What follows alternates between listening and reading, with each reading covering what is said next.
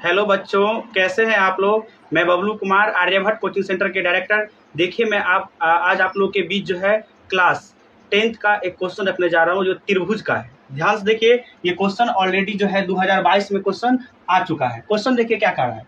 यदि किसी त्रिभुज ABC की भुजा BC पर D एक ऐसा बिंदु है कि ADC बराबर BAC, तो सिद्ध करे कि CA बटा CD बराबर CB बटा CA। सबसे पहले आपको क्वेश्चन पढ़ करके इसका क्या कर लेना है, एक चित्र बना लेना है। क्या कर लेना है, इसका चित्र बना लेना है।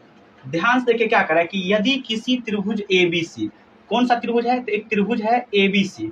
कौन सा त्रिभुज है, ABC। यहाँ A कर देते हैं, यहाँ B कर दीजिए और यहाँ क्या कर देना है, C कर देते हैं। भुजा BC पर D एक ऐसा बिंदु है। देखिए ध्यान से, भुजा BC पर एक बिंदु कौन सा है, तो बिंदु D ले लेते हैं। भुजा BC पर बिंदु D एक ऐसा है कि ADC यानी कि इसको इससे मिला देना है। यहाँ कितना हो जाएगा, ADC यानी कि इस एंगल का बात कर रहा है कि ADC बराबर BAC यानी कि ये पूरा एंगल का बात कर रहा है कि BAC बराबर है। तो सिद्ध करे कि CA बटा CD बराबर CB बटा CA है। देखिए ध्यान से, पहले क्या करते हैं कि हल आपको यहाँ मान लेना है कि माना ABC एक त्रिभुज है।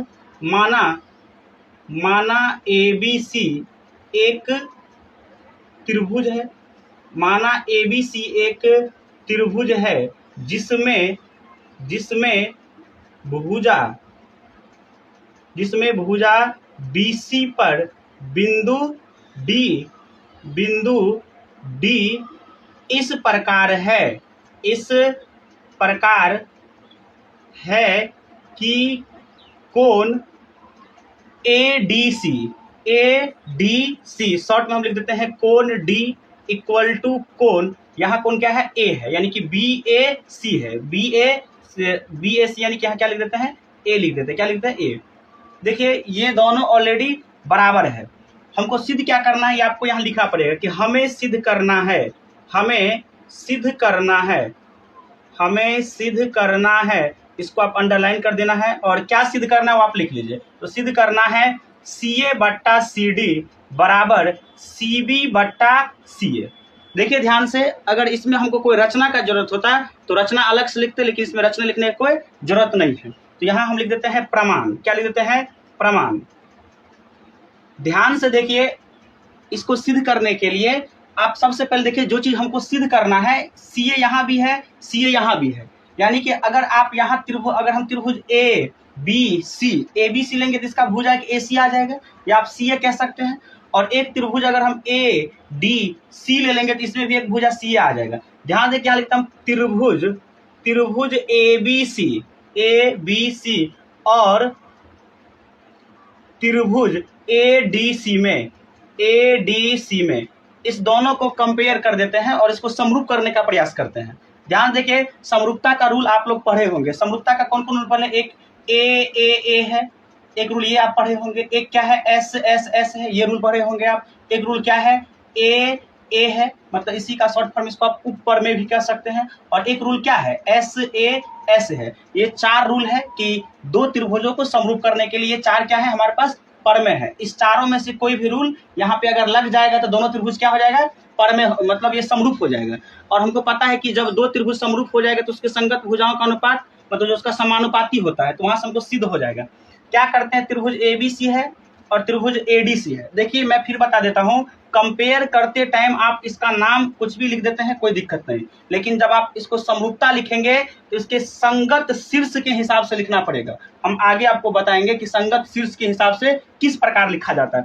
पहले आप इस दोनों में कंपेयर कीजिए। देखिए क्या दे दिया है, तो दिया है कि इस ABC का ABC इसका जो कोण BAC यानी कि BAC इक्वल टू, अगर आप ADC का बात कर रहे हैं तो कोण A मतलब ADC, ये तो ऑलरेडी दे दिया है ADC।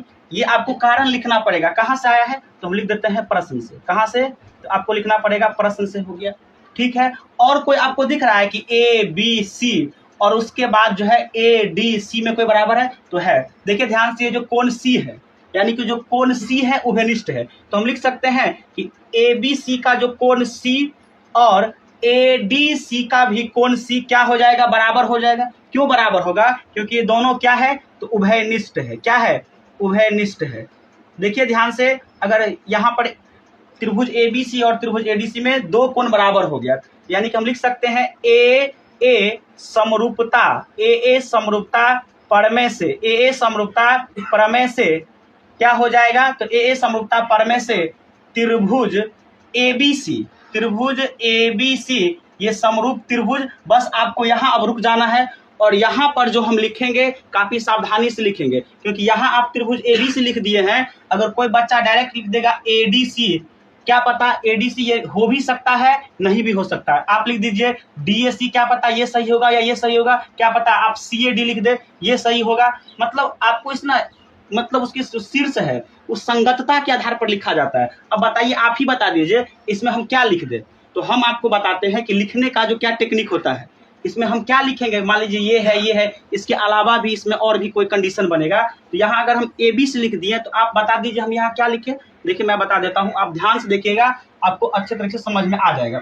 देखिए क्या करना है, सबसे पहले आप गौर से देखिए कि यहाँ जो आप लिखे हैं कि त्रिभुज ABC का कोण A, देखिए कोण A और ADC का कोण D, देखिए A और D क्या है, बराबर है। तो आप यहाँ पहले A लिख लिए हैं, तो आपको यहाँ पहले क्या लिखना पड़ेगा, D लिखना पड़ेगा। फिर ध्यान से देखिए, आप यहाँ क्या लिखे हैं, C और बराबर क्या लिखे हैं, C। यहाँ आप C लास्ट में लिखे हैं, तो यानी आपको C यहाँ पर भी लास्ट में लिखना होगा। अब दिमाग लगा लीजिए, जब दो हम लिख दिए तो बीच में क्या आ जाएगा, तो आपके लिए बच जाएगा A, यानी कि त्रिभुज DAC ये हमारा करेक्ट होगा। अगर इसके स्थान पर अगर आप कोई दूसरा लिख देंगे तो वहां गलती हो जाएगा, ठीक है। तो ये संगत शीर्ष के हिसाब से लिखने का ये समरूपता का तरीका है। अगर आप यहाँ गलती कर देते हैं तो आप जितना भी ये बनाए हैं सारा का सारा गलती हो जाएगा। फिर आपको जो प्रूव करना है प्रूव भी नहीं होगा, क्योंकि आप पढ़े हैं कि दो त्रिभुज अगर समरूप हो जाएगा तो उसके संगत भुजाएं समानुपाती होता है, वही हम रूल लगा करके ये सिद्ध करेंगे। आप ध्यान से देख लीजिए कि संगत जब ये दोनों त्रिभुज समरूप हो गया, समरूप हम क्यों किए हैं कि जब दो त्रिभुज इसीलिए समरूप किए हैं कि दो त्रिभुज जब समरूप हो जाएगा तो इसके संगत भुजाओं का अनुपात समानुपाती हो जाएगा। यहां से देखिए हम क्या सिद्ध करना है, CA बट्टा CD। आप ध्यान से लिख दीजिए, हम लिख देते हैं CA, तो आपको यही संगतता रखना पड़ेगा। तो यहाँ इसका मतलब क्या हो जाएगा, CD। ध्यान देख रहे हैं क्या है, CD है। अगर आप यहाँ उल्टा लिख दिए होते तो फिर आपका दूसरा आ जाता। देखिए CA तो क्या हो गया, CD हो गया। चलिए ठीक है। अब देखिए क्या है, यहाँ पर CB लेना है, कोई बात नहीं। तो आप यहाँ लिख दीजिए CB, क्या लिख देना है, CB। तो आप ध्यान देखिए फिर यहाँ क्या आ जाएगा आपके लिए, CA आ जाएगा, C आ जाएगा। ध्यान देखिए यही हमको प्रूव करना था, यहाँ पर लिख देते हैं, प्रूफ लिख देते हैं, ठीक है।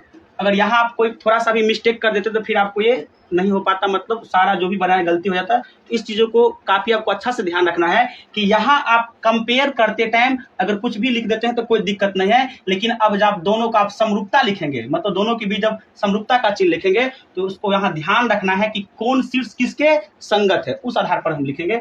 ये अगर समझ में आ गया होगा, ठीक है। Thank you.